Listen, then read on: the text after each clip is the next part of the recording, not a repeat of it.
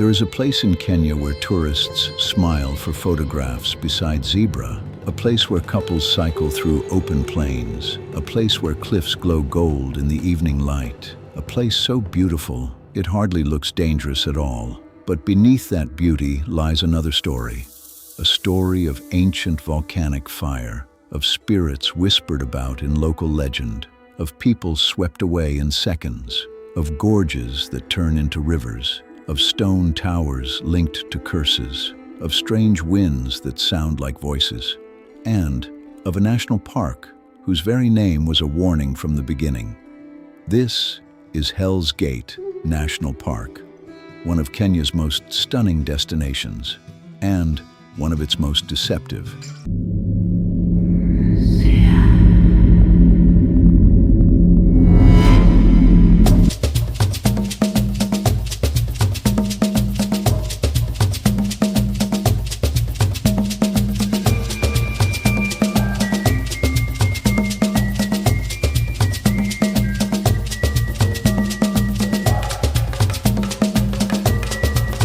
Just over 90 kilometers northwest of Nairobi, near Lake Naivasha in Kenya's Great Rift Valley, lies Hell's Gate National Park.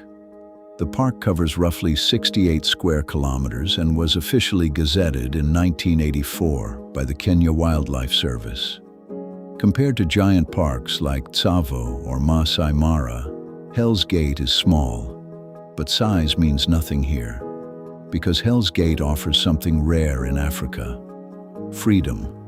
Visitors can walk, they can hike, they can rock climb, they can cycle through wild land without being trapped inside a safari van. And that freedom creates an illusion, because when danger is close enough to touch, people stop seeing it.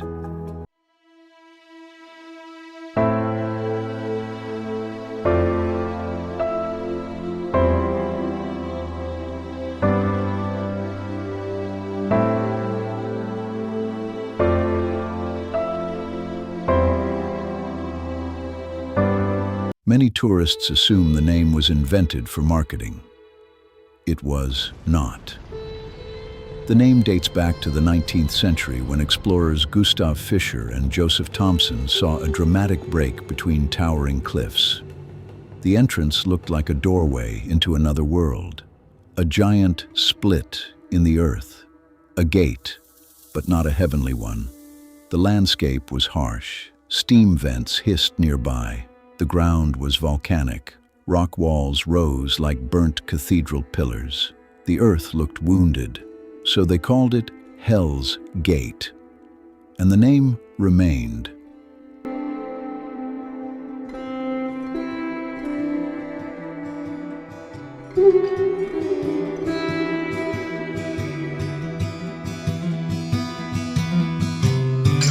Hell's Gate exists because of violent geological forces. It lies inside the East African Rift System, one of the most active tectonic regions on Earth. Millions of years ago, shifting plates cracked the land open. Volcanoes erupted, lava flowed, ash buried valleys, pressure beneath the Earth-sculpted cliffs, plugs, canyons, obsidian fields, and thermal vents. Even today, the area remains geothermal. Steam pipelines cross parts of the park carrying energy from the nearby Olkaria geothermal power stations, one of Kenya's proudest renewable energy achievements. In simple terms, Hell's Gate is a beautiful park built on unfinished earth. The ground below has never truly slept. Visitors entering the park meet landscapes that feel cinematic. Fisher's Tower, a dramatic volcanic plug rising from the plains. Tall, narrow, isolated. It stands like a monument left by another civilization. Rock climbers love it, photographers chase it, but local legend gave it a darker meaning. Central Tower, another towering rock mass carved by time. The Gorge, the most famous feature of all. A narrow canyon cut by centuries of water. Twisting corridors, smooth red walls, hidden chambers, tight passageways, places where light disappears by midday, obsidian caves and lava features. Black volcanic glass glitters in sections of the terrain. Springs and steam zones earth breathing through cracks. The park looks dead, but underneath, it is alive. Unlike predator-heavy reserves, Hell's Gate is known for herbivores and open visibility. Tourists often see zebra, buffalo, gazelle, eland, warthog, impala, baboons, vervet monkeys, giraffe, numerous bird species, including vultures and eagles. Because lions are not common here and dense bush is limited, people feel relaxed. They cycle beside zebra. They stop for selfies. They wander freely. That comfort is powerful because human beings judge danger visually. If no predator is charging, the brain says safe. Hell's Gate proves that instinct can be wrong.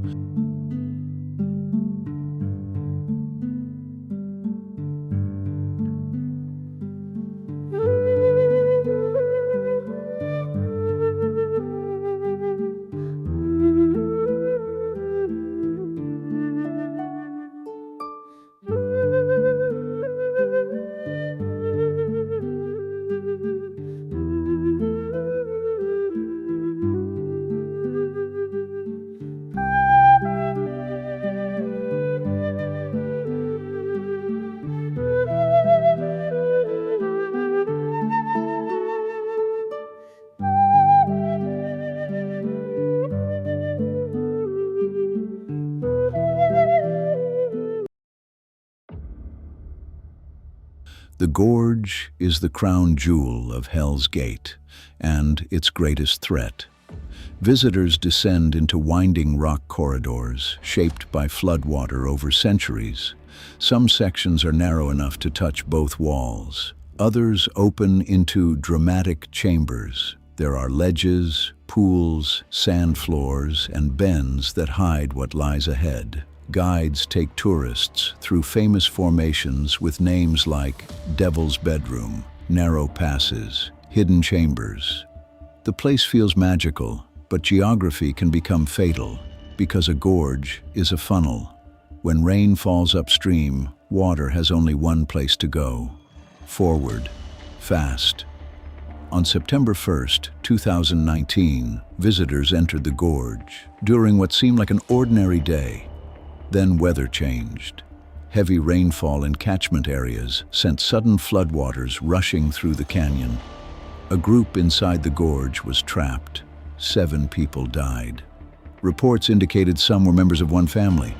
The waters were violent enough to sweep bodies far from the scene. Kenya was stunned. How could a beautiful tourist park become a scene of mass death in minutes? Because flash floods do not negotiate. Tour guide on the hike through the gorge and had about 70 tourists under his watch. For 6 years, he has taken thousands of visitors through there. Never has he seen such a thing. Maji umekuja kutoka pande ya Lonong'oto, pande ile. Sasa ile tukaingia haina maji, hakuna mvua.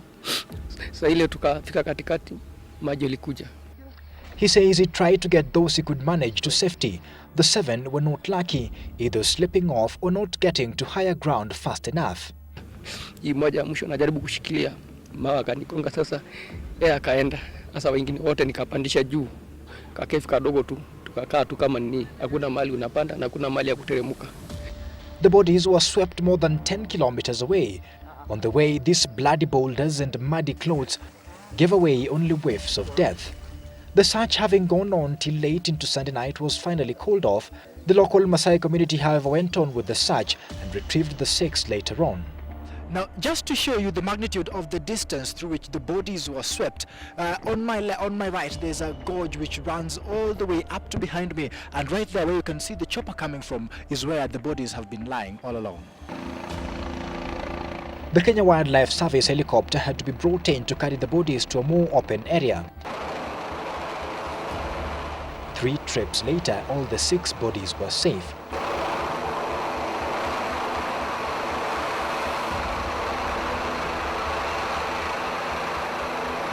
In total, 2 women and 5 men perished in the incident, all of them between 18 to 27 years old, members of the PCEA Mukarara youth group. Wakati singine tunaona maji lakini bado They do not warn politely, they arrive as force. After the tragedy, access to the gorge was suspended. The park's most famous attraction had revealed its true nature. The 2019 disaster shocked the nation, but it was not the first. Years earlier, in 2012, 7 members of a church group reportedly died after flooding in a gorge area of Hell's Gate during rainy conditions. Again, people entered a beautiful canyon. Again, weather turned deadly. Again, lives ended in moments. 2 separate tragedies, same environment, same lesson, ignored twice. Most people imagine floods slowly rising. Flash floods are different. Rain can fall kilometers away. Even if the sky above you is blue, water may already be racing toward you. Inside a canyon, water cannot spread sideways. Speed increases. Depth rises quickly. Debris becomes projectiles. Escape routes disappear. A person may have less than 1 minute to react. Panic follows. People slip, freeze, run the wrong direction. Try climbing smooth rock. Carry children, lose footing. Then the gorge chooses. Long before tourism, local communities gave meaning to strange places through story. And Hell's Gate inspired many. Spirits in the gorge. Some oral traditions described caves and narrow passages as places where unseen beings lived, where echoes were voices, where one should not shout unnecessarily, where dusk was not a time to linger.